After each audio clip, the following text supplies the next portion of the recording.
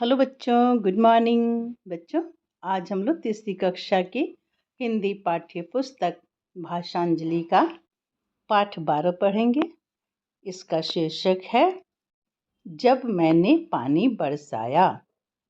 बच्चों, छोटे बच्चे अपने नाना नानी और दादा दादी के साथ बहुत शरारतें करते हैं, लेकिन कभी कभी उनकी ये शरारतें बड़े लोगों को बहुत परेशानी में डाल देती है। इसी से संबंधित यह पाठ हम लोग पढ़ेंगे अभी। तो कहानी का शीर्षक है जब मैंने पानी बरसाया। कहानी में कौन कौन है? एक बच्चा है और उसके नाना जी हैं। शाम का समय था, खूब जोरों का पानी बरस चुका था। नाना जी चंदन के पेड़ के नीचे लगे बेले के पौधों से फूल चुन रहे थे। देखो बच्चों, चित्र में दिखाई दे रहा है ना, नाना जी क्या कर रहे हैं? फूल तोड़ रहे हैं। पेड़ की डालियां और पत्ते वर्षा की बूंदों से लदे थे। जब वर्षा होती है ना, तो वर्षा की कुछ बूंदें पेड़ के पत्तों पर, डालियों पर अटक जाती है, यानी रुकी रह जाती है। मैंने सोचा कि अगर पेड़ की डालियों को खूब हिलाऊं तो सारा पानी नीचे गिर जाएगा। यहाँ पे मैंने यानी कौन? एक बच्चा। लेखक अपने बारे में बता रहा है जब वो बच्चा था।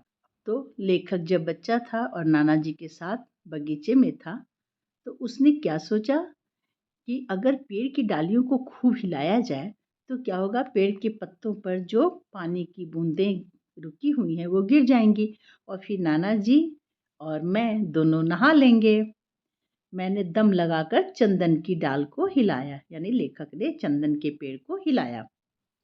डालियों और पत्तों पर रुका हुआ पानी बौछार बनकर हमारे ऊपर गिरा। किसके ऊपर गिरा? नाना जी के ऊपर और उस बच्चे के ऊपर, यानी लेखक के ऊपर। हम दोनों नहा उठे। मुझको तो बड़ा मजा आया, पर नाना जी को देखकर मैं ताड़ गया कि उनको अच्छा नहीं लगा। नाना जी गुस्से में थे। इस तरह से अचानक जब वो पानी उनके ऊपर गिरा तो वो गुस्सा हो गए, भीग गए थे। बड़े लोग ज़्यादा इस तरह से भीगना पसंद नहीं करते हैं और बच्चों को तो मज़ा आता है। तो लेखक को मज़ा आ रहा था, लेकिन नाना जी गुस्से में थे और लेखक यह देखकर समझ गया कि अभी नाना जी बहुत गुस्से में हैं और अब मैं नाना जी से पिटने वाला हूँ। ऐसा सोच करके वो वहाँ से भाग गया।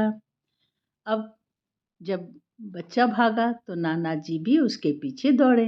बच्चा देखा कि नाना जी पीछे पीछे आ रहे तो वो और तेजी से भागने लगा।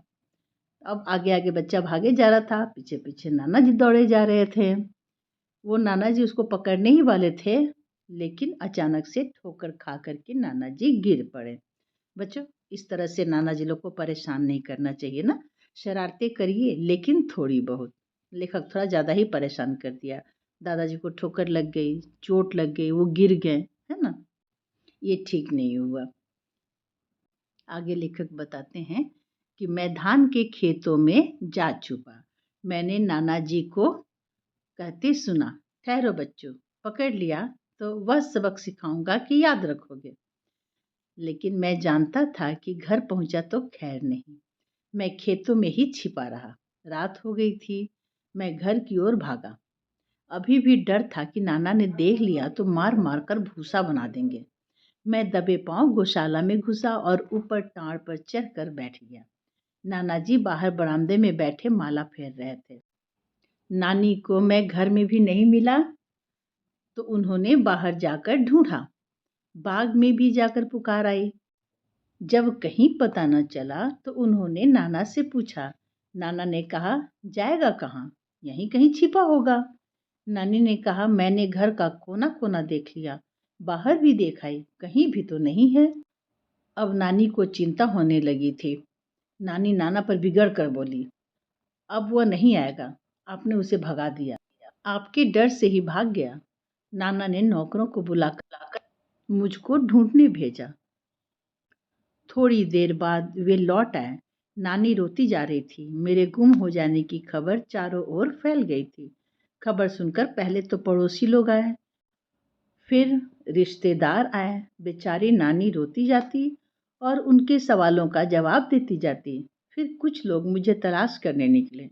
इतनी देर में अच्छी खासी भीड़ जमा हो गई। जो लोग मुझे ढूंढने गए थे वे भी लौट आए। अब तो नानी दहाड़े मार कर रोने लगी। मुझको नानी पर बहुत तरस आ रहा था। नाना इरादे के पक्के थे, लेकिन अब वह भी अपना धीरज खो रहे थे। पर आशा अब भी नहीं छोड़ी थी। वह मंदिर की ओर मुंह करके खड़े हो गए और हाथ जोड़कर बोले, हे प्रभु, मेरी सहायता कर, मुझे मेरा बच्चा वापस दे दे।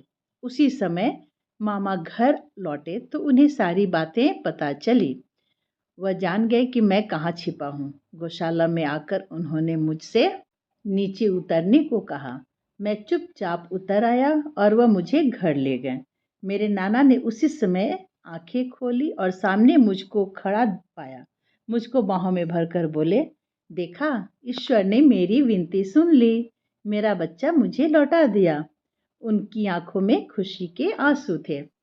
तो बच्चों, है ना ये कहानी बहुत अच्छी। लेकिन इससे एक शिक्षा मिलती है कि बच्चों को शरारतें करनी चाहिए, लेकिन जिससे बड़े बहुत परेशान हो जाएं या दूसरे बहुत परेशान हो जाएं, ऐसी शरारतें करने से बचना चाहिए। बच्चों, आपने मेरे चैनल को सब्सक्राइब नहीं किया है तो कर लीजिए, क्योंकि आपको इस तरह के पाठ जानने के लिए, पढ़ने के लिए इस चैनल पर बहुत सारे प्रश्न उत्तर के साथ पाठ उपलब्ध हैं। बाय बच्चों, मिलते हैं अगले वीडियो में।